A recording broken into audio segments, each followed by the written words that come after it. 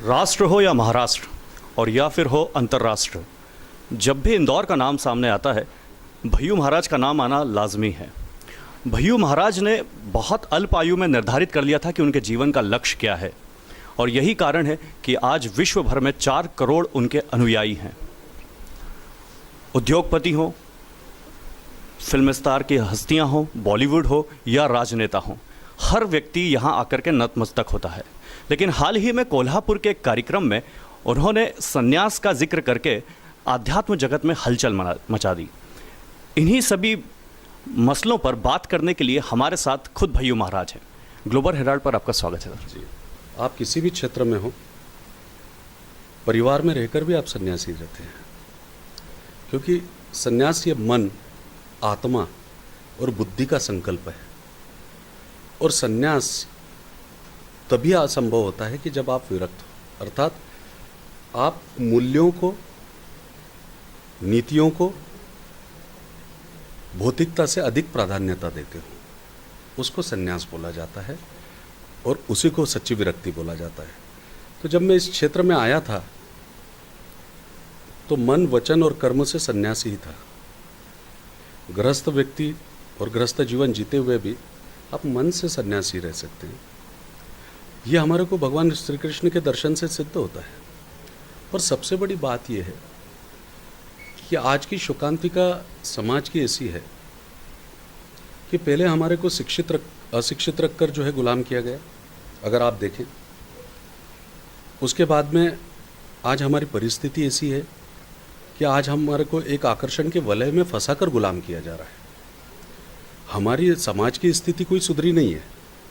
पहले समाज अशिक्षित रहकर मानसिक गुलामी कर रहा था, आज जो है एक इमेज बिल्डिंग, ऑरा, हाइप, इसके माध्यम से जो एक आकर्षण वलय क्रिएट करा जा रहा है, व्यक्ति विशेष की पूजा का महत्व दिया जा रहा है, उसके चलते हुए समाज मानसिक गुलामिकता से जी रहा है। तो फर्क क्या है 18वीं सदी में और आज की सदी में? हम तो उसी दास्ता में जी रहे हैं। और अगर धर्म क्षेत्र से मैं आकर प्रतिनिधित्व करते हुए अगर इस दास्ता को नहीं तोड़ पा रहा हूँ, तो कहीं ना कहीं पर मेरे को लगता है कि मैं अपने जो क्षेत्र है या फिर मैं अपनी जो स्थिति है या मैं जो जिस अवस्था में हूँ उस अवस्था के साथ में न्याय नहीं कर पा रहा हूँ। पहली बात, इसी मानसिक गुलामिकता के चलते हुए आज समाज की परिस्थिति ये है कि एक तरफ धार्मिक आयोजन हो या फिर राजनीतिक मेला हो या फिर एक संस्था का कोई भी जो है वार्षिक अधिवेशन हो, उसमें कितने खर्चे हो जाते हैं।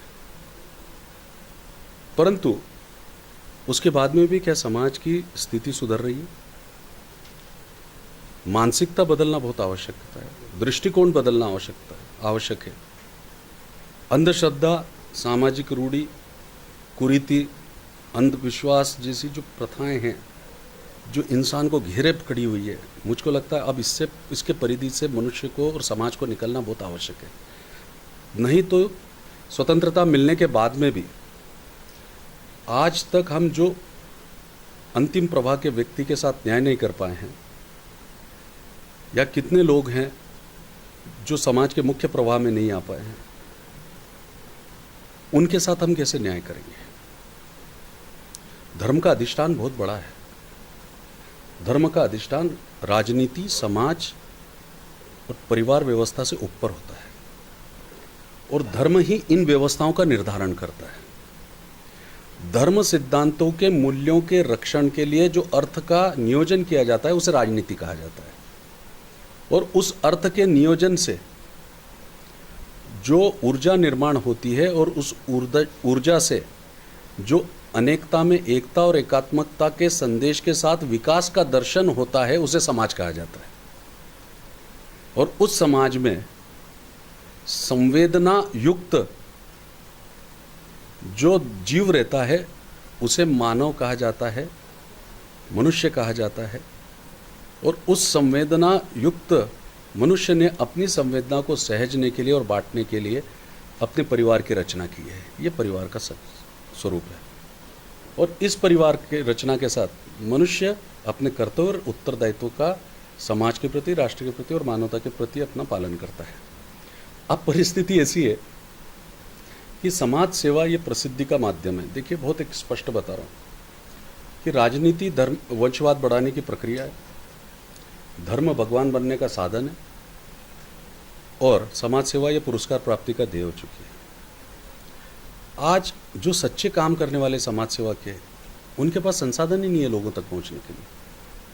जिनके पास विचार है, जिनके अच्छे कार्य हैं, कितने संघर्ष कर रहे हैं, पर दूसरी तरफ है कि समाज सेवा का जो है स्वांग पीट कर जो है प्रसिद्धि का माध्यम कमा रहे लोग। 1 रुपये का काम करते हैं, मैं आपको हज़ारों उदाहरण दे सकता हूँ प्रूफ के साथ में कि 1 रुपये का काम करते हैं और हज़ारों रुपये का बखान करते हैं। ऐसे लोगों का नाम लेना चाहेंगे? नहीं, बहुत है, पर मैं आपके साथ में प्रूफ के साथ दूंगा तो आपको ज़्यादा अच्छा लगेगा। आप मांगिएगा, मैं दूंगा। मैं बहुत स्पष्ट तरीके से बात करता हूँ।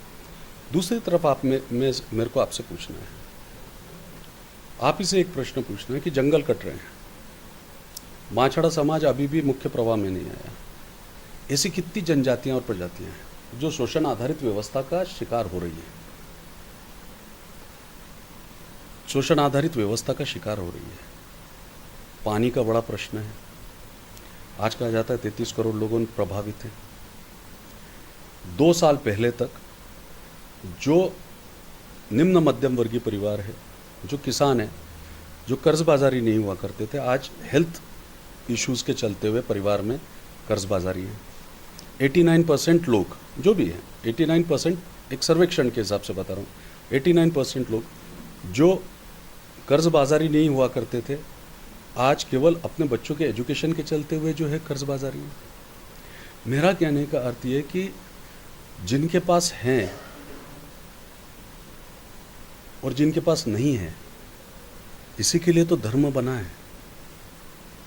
धर्म के माध्यम से अर्थ की जो नियोजन है कि वहाँ अर्थ का जो सिद्धांत है वो अंतिम पंक्ति तक जाकर समाजवाद का सच्चा स्वरूप आना चाहिए, ताकि समाज में शांति निर्माण हो, भयमुक्तता निर्माण हो, अपराध मुक्तता निर्माण हो, चरित्र निर्माण हो, नीति निर्माण हो, मूल्याधिष्ठ विचार निर्माण हो।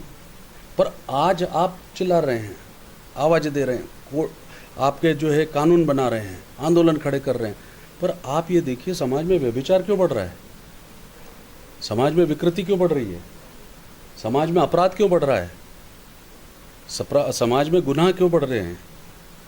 उसका मूल कारण यह है कि जो अपेक्षित लोग हैं उनके अंदर आक्रोश है। कितने वर्ष तक वो दबे और कुचले जाएंगे, आप मुझे बताइए। अगर उनकी गलती क्या है? जब आप अपने बच्चे को एक अच्छे स्कूल में दाखिला दिलाने के लिए अपना सब कुछ सर्वोपरि लगा देते हैं, तो कभी अपन को वो कचरा बीनता हुआ एक जीवन या फुटपाथ पर भीख मांगता हुआ जीवन के बारे में भी सोचना चाहिए। कभी उस HIV बच्चे के बारे में भी सोचना चाहिए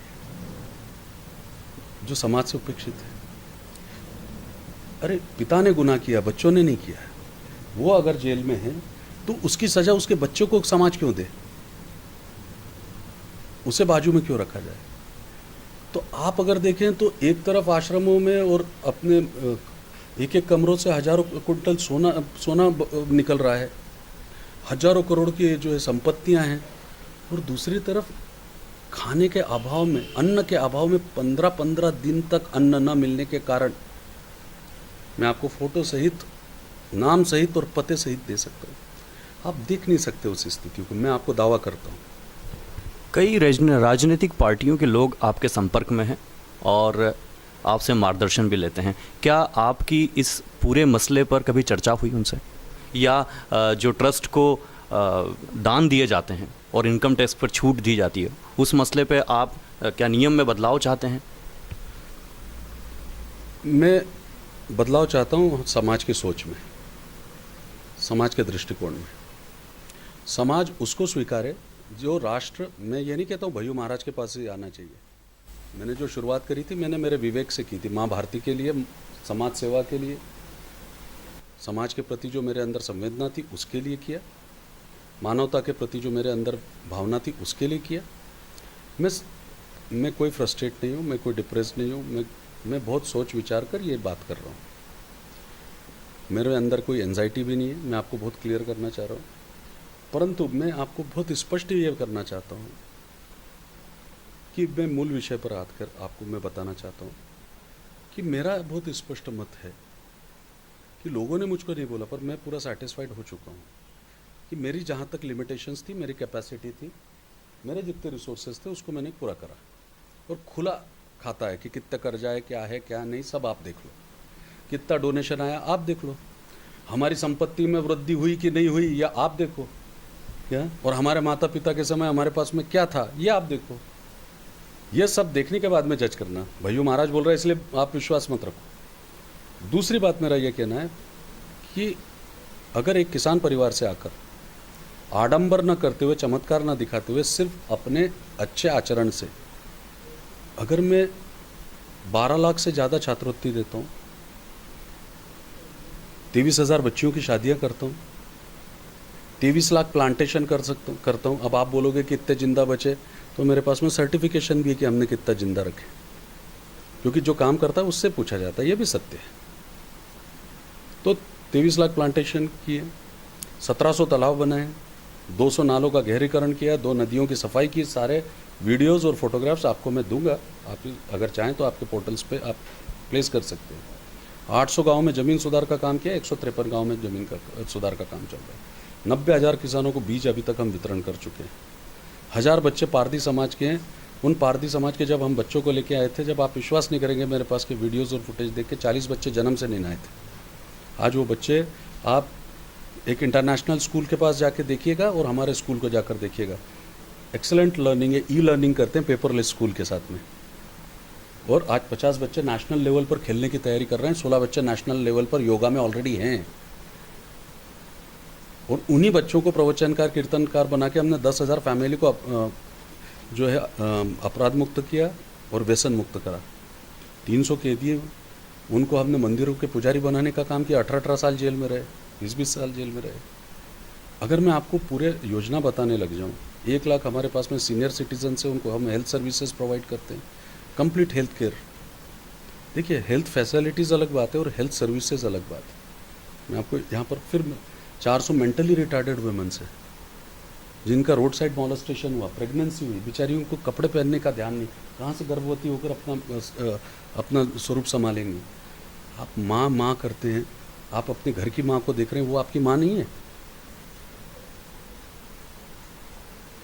आपको 1 लाख रुपया जो है अपने गुरु को देने के लिए जब पैसा है, तो आप देखिए तो सही कि अपना गुरु उस माँ के लिए जो है चादर ढक रहा है कि नहीं।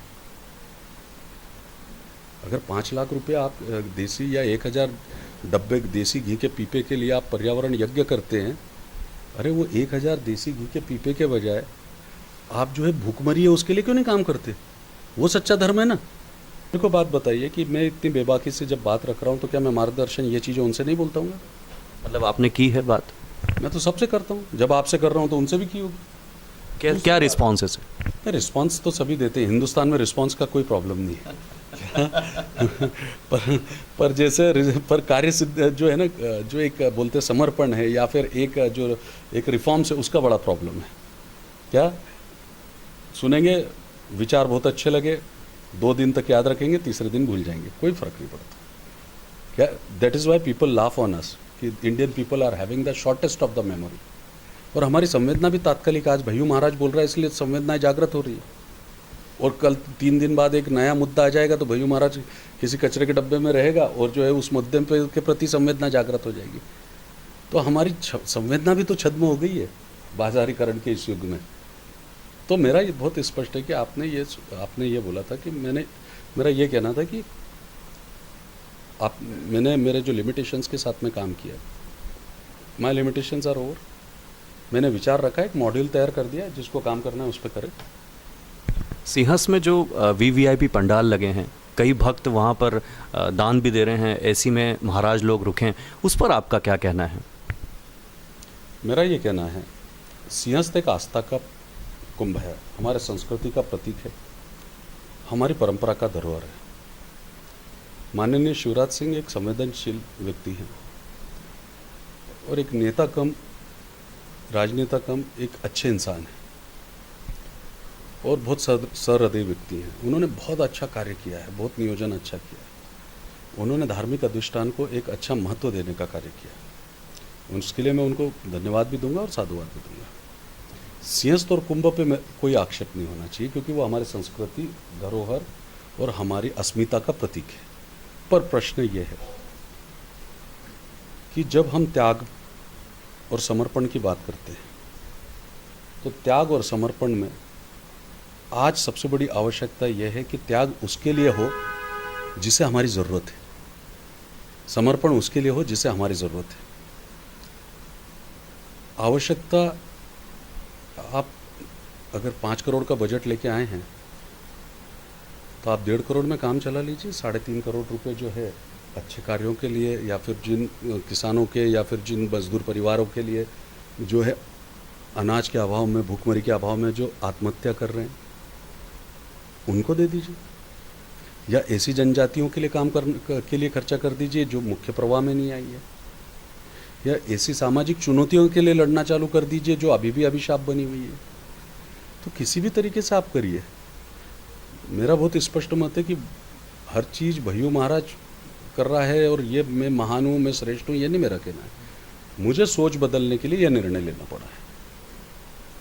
सर, अंत में सिर्फ ये प्रश्न है कि आप पर कई लोग आश्रित हैं, क्योंकि उन्हें पता है कि भैयू महाराज। देखिए, मनुष्य एक सामाजिक जीव है और हम जीते हैं एक दूसरे के लिए, प्रेम के लिए। बाकी हमारे पास में कुछ भी नहीं है। कोई बोलता है कि इसने मुझे वो दे दिया, ये दे दिया, ये दे दिया, मैं नहीं मानता। हम किसी को कुछ दे सके या ना दे सके, हम प्रेम दे सकते हैं। जो प्रेम करते हैं, और मैं जिन पे प्रेम करता हूँ उनको नहीं छोड़ूंगा, परिवार की तरह हैं। और दूसरी बात यह है कि इस व्यवस्था से इस व्यवस्था में मैं काम नहीं कर सकता। मैं माँ भारती का पुत्र हूँ, मैंने विदेश से एक पैसा नहीं लिया, चैलेंज के साथ बोलता हूँ। दूसरी बात यह है कि मैंने कोई, अगर आप देख लें तो आप पता करके देख लें कि जो आजकल CSR फंड है उसमें मेरे को 1 रुपया मिला हो। तो मेरा बहुत स्पष्ट है कि ये व्यवस्था नहीं। अब मेरे संसाधन खत्म हो गए ना, मैं भी उन जैसा हो गया, तो मैं उनमें जाके वैसा बैठ के काम करूँगा। पर भैयू महाराज बन के क्यों? एक अच्छा इंसान बन के, एक उनका हमदर्द बन के, उनका साथी बन के काम करेंगे। कम से कम ये जाजम से तो उठ जाएं। सर, मेरा अंतिम प्रश्न ये है कि जब उदय देशमुख जी ने ये सोचा था कि मुझे भैयू महाराज बनना है, तो आपके जीवन का लक्ष्य पूरा हुआ क्या? देखिए, लक्ष्य तो तब पूरा होगा जब सामाजिक कुरीतियां खत्म होंगी, अंधश्रद्धा निर्मूलन होगी और समाज मानसिक गुलामिकता से बाहर निकलकर अपने आत्मनिर्णय लेने लगेगा और सच्ची श्रद्धा और भारतीय धर्म दर्शन को समझ सकेगा। तब मेरा लक्ष्य पूरा होगा। सर, ग्लोबल हेराल्ड और नेशनल हेराल्ड से बात करने के लिए बहुत बहुत शुक्रिया।